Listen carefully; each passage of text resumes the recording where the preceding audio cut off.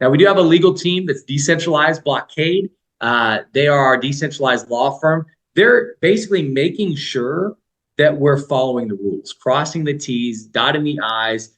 Ken Cuccinelli is the lead advisor. He was the former attorney general for the state of Virginia. He was the deputy secretary of Homeland Security for the United States of America for several years. And so having somebody like that and our team making sure we're coloring inside the lines, very few projects in the blockchain space have a firepower legal team like we do to make sure we're doing things the right way. The projects are what really got me excited. The first project, I got to meet with Dr. Adam Sharp. He was pretty high up over at Kaiser Permanente out in California. But he shared with me the Galvin project, which was basically allowing us as individuals to take control over our own health and wellness. Imagine having an app you could download. You could attach a wearable to it. It will listen to your voice. It uses Amazon Alexa AI technology, and it will basically look at over 2,500 voice inflections, and it can tell you whether you're higher energy than normal or lower energy, whether you're higher stressed or lower stressed, just by talking to it for 20 seconds. And once it tells you, hey, you're a little low energy today, it'll give you things to do to increase your energy level. And if you do it, it will reward you in Gala tokens. It'll reward you for getting healthier. And then if you load your health data onto the blockchain, which imagine putting your health records on the blockchain, imagine putting your DNA on the blockchain, and you're the only one that has access to it. You can give a hospital access to it, a doctor access, but if you leave that hospital, you could pull your records away from it and say, hey, I don't want you having access. I'm going to send it to my new doctor. And that's the person that's going to have access to my health records. Imagine your DNA records. And if you wanted to, you don't have to, but you could share them anonymously with the community. They use AI to aggregate everybody's health data, which, we've got whatever, a couple hundred people on 194 right now on the overview. That's if we all put our health data on there and shared it anonymously, no big deal. Like, not that exciting. Now, Galvin would give us tokens for sharing. They would literally pay us to share our health data. But what if we had millions of users? What if we had 100 million users? What if we had 1 billion users? At that user count, you would eliminate rare disease from the planet. Like if your neighbor had a daughter with a rare disease and we had 100 million users on Galvin that all agreed to share their data and let AI congregate and aggregate that data, because that's impossible right now. All the health records are so fractured, you can't get all that data together. But if we did that and AI analyze it, you would tell that neighbor's daughter, hey, just download the app, load your health records, load your DNA records, and then within a nanosecond, the AI would analyze everything, and it would probably come back and go, you know what, this isn't that rare of a disease. There's 3,822 people in our database that have the exact same symptoms, the exact same diagnosis. And actually, these 723 individuals across 3 different continents used this treatment procedure to great success. AI is recommending that you get with your current physician, let them know this information, share this data with them, and see if they'd be open to starting the treatment procedure that all these other people have used to find success. So that's the goal, really, is to create a community where we control our own health and wellness. Grow is another one of my favorite projects. There's 7 farms that are already a part of Grow. The largest regenerative farm in the United States of America, Royal Ranch out of Washington State, is one of our larger partners. But I have a local farm. I'm in Kansas right now, but I live in Puerto Rico. And my house in Puerto Rico is 7 minutes away from one of the local Grow farms there in Dorado, Puerto Rico. And what Grow is all about is giving us as consumers the power to understand what we're eating, to know what we're putting in our body. And as crazy as that sounds, when you really think about it, there's really about 10 companies that kind of control about everything we eat and put in our bodies on a daily basis. And a lot of these companies fall under conglomerates like Cargill, Monsanto. But if you think of Kellogg's, Mondelez, which was Kraft, General Mills, Unilever, if you're in, South America, they add, I would say, a lot more chemicals than real nutrition to our foods. And who knows what was put into it, where it came from. how it was processed. What Grow does, it allows us to know all of that. Imagine ordering a steak at a restaurant, getting a QR code that comes with the steak. You download the app, you snap a picture of the QR code, and it comes up and it says, hey, Brian, this is, because it's your app, it would know who you are. It would say, hey, Brian, this is cattle number 1176459 from Royal Ranch Farms in Washington State, certified organic free range Angus, never been injected with hormones, never been injected with any steroids. This cow grazed on 1,167.5 pounds of grass during its lifetime. It was processed right here at Royal Ranch 47 hours ago. It's never been frozen. We refrigerated it, shipped it refrigerated, and now 47 hours later, it's there for you to enjoy. And if you like that steak, you could actually order it direct from Royal Ranch. And it would be cheaper than going to the grocery store. And the farmers would actually make more profits because they could cut out the commodities market. They could cut out Monsanto, Cargill, Kraft, all these huge conglomerates that peel off a bunch of their profits. So it's a win-win for the consumer and for the farmer, and giving us the power to know what we're eating. Fruits, vegetables. The Grow farm, I have Grow nodes, so I help them run their network, and I get Grow tokens for doing that. I can go to the Grow farm. They have a grocery store set up there. I can buy eggs, bacon, milk, fruits, vegetables, steak, chicken, pork, like everything that they source there and raise there at that farm. And I can check out with my token. You can pay with a credit card if you want, but literally, I just use my tokens. So I can use cryptocurrency to feed my family. That's real world utility. That's not something you can do easily with Bitcoin. Like grocery stores don't take Bitcoin. Restaurants don't take Bitcoin. We have farmers that you can use your token and order food directly and feed your family. That's a game changer in the blockchain space. We have Element. Scott Lomu is a friend of mine. That's really a blockchain that's designed around letting consumers know that the minerals that they're buying, the gold, the jewelry, the smartphones with, the battery, the lithium batteries, that everything we're buying, if it was a rare earth mineral, it was mined ethically. And then when that mine was depleted, they came in behind it to reclaim the land. They planted mangrove trees. They backfilled it with farmable soil. And so many people don't realize, like, I can almost guarantee if you have one of these, there's some component in it that a child mined for it. I'd almost guarantee it, that someone that was probably 11 years old dug up something out of the earth that's in one of your smartphones, all of us.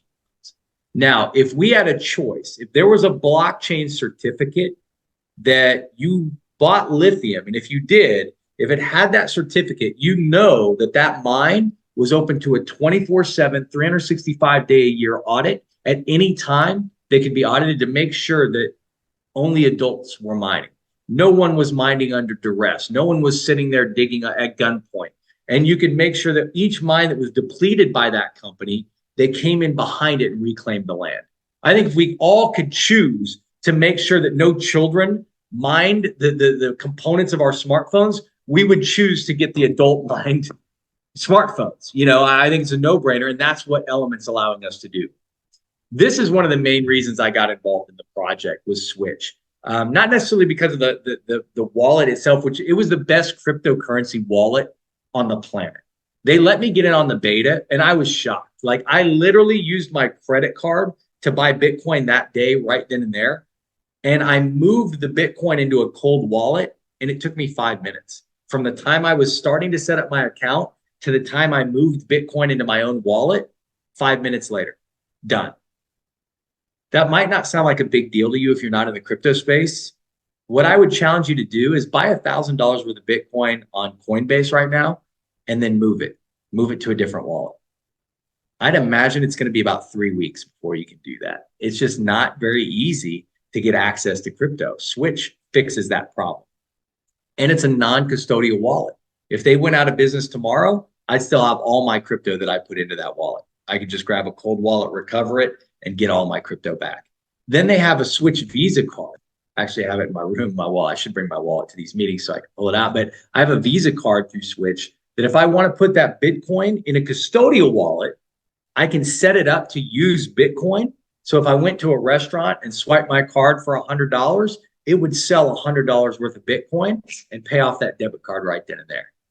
It would allow someone like my mom to use Bitcoin, which she has Bitcoin because I've been buying it for a long time, and I usually give Bitcoin away for Christmas for my family and stuff, and so among some other gifts, but I do usually give some cryptocurrency, and so she's had it. But if you said, hey, you know, your mom needs to send me some Bitcoin for a project we're working on, she could send you, like, you could send her your wallet to her.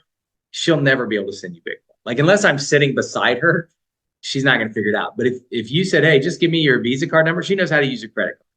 So that's what I love about Switch. It's an easy on-ramp and off-ramp to bring people in that have never dealt with crypto before, have no idea how to set up wallets or any of that stuff, and they can literally use cryptocurrency not knowing anything about cryptocurrency.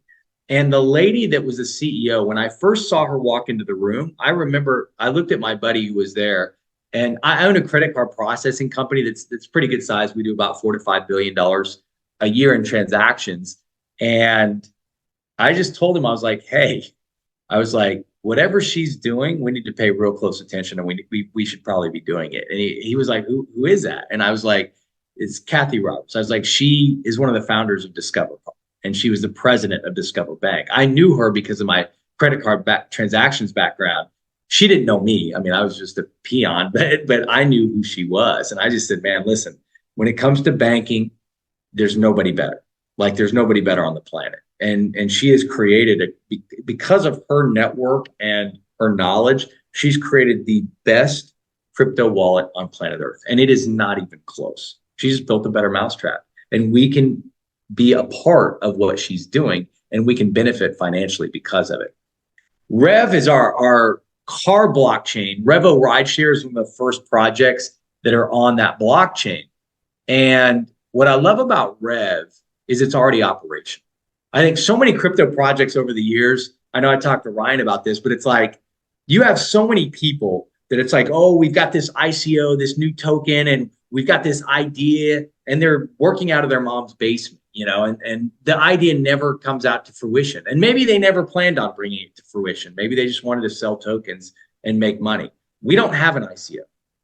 The only way tokens are generated is if you have a node or if you're a proof of action rewards recipient. If you have a node that's running the network, you get tokens. In Rev, if you're a driver or a rider, you get tokens. And we're already operational in Miami, Palm Beach, Jupiter, Florida, New Orleans, and more cities are getting ready to launch.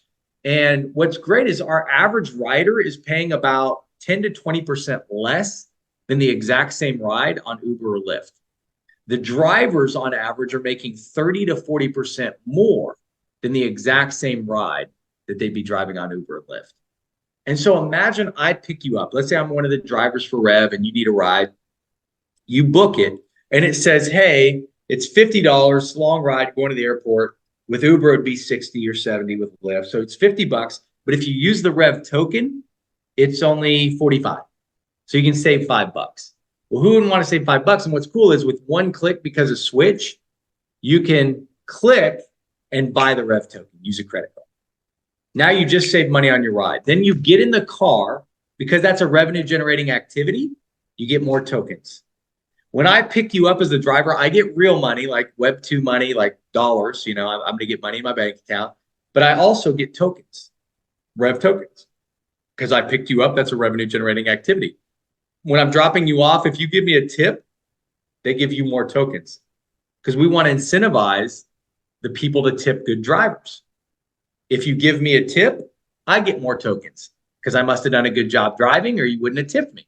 Then if you give me a rating, you get more tokens. We want to incentivize you to give a rating to the driver. If you give me a 5-star rating, I get more tokens. If I give you a rating as a rider, I get tokens. If I give you 5 stars, you get more tokens. Now, again, not a lot of value to the tokens. Brand new project. Not many people riding yet. We're only in 4 cities. But what happens if 6 months from now, we're in 400 cities around? What if we have millions of people riding and driving? Now those tokens, as cool as Gala is and playing games on your phone, and I can buy a cow from you and then sell my dragon to somebody else from a different game. And obviously it worked. It's huge. There's a ton of money there. But I think it's cooler instead of buying a cow on a game to actually buy a steak that I can feed my family. I think it's better than, buying a car on a game to actually call and get a ride, to use my app and get a real ride in the real world to where I need to go. That's a better use case and real world utility for blockchain than anything I've ever seen. And so you can benefit as the network grows. And if you have a node that's helping to manage that network, hey, your node could be going, hey, Tony's here. He's a driver. He has an SUV. Here's a rider. They're requesting an SUV. There's 10 other SUV drivers near, but Tony's the closest. Let's see if he'll accept that ride. And I do accept it. And then that node will put us together and log everything on the blockchain. What if you referred me as a driver? You make real Web 2 money. Let's say you're making $1 every ride I do. Not that big of a deal, but the average driver will do 20 rides in a night. You make $20. You got 10 drivers, making a couple $100 just because you referred drivers into our network that are doing a bunch of rides. On top of that, you'll be getting the crypto token. You'll be getting Rev token over and over and over again as I'm doing rides. So there's value to help us grow the community. Rally is the last project I'll share, and then I'll wrap up. Rally is our video conferencing software. It'll be like Zoom. This should be one of the last Zooms we do. Actually, May 1st is our launch date for Rally. But imagine being able to get rewarded for doing meetings like this. Imagine getting rewarded for sharing your other business or your other company or this business with people, and you're getting crypto tokens. You're getting Rally tokens for sharing this ecosystem with people. And again, not that many users probably on May 1, but maybe by the end of May, we got a lot of users. Maybe by June, July, August, got hundreds of thousands of users. Maybe we end up with millions of users. That token could be extremely, extremely valuable. And what's cool is if I was doing meetings on Rally and generating tokens and I shared Rally's software with others and they downloaded it, and there's a free instance you can use. But if you want to pay for it because you want to do more than 45-minute long meetings, or you want to be able to show, bells and whistles that we have, you can pay, and it's cheaper than Zoom. The Zoom would be the same price if you paid for Zoom the whole year up front. But if you do month to month, we're cheaper. You'd have to pay the whole year up front for Zoom to match our price for month to month.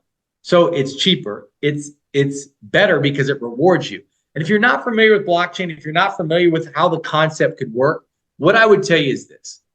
Think of it like airline miles or Amex points. Like, it creates loyalty to the customer.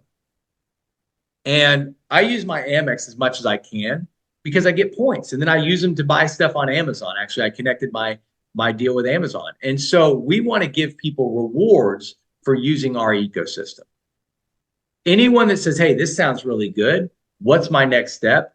Whoever invited you onto tonight's webinar, have them send you a link, sign up for free.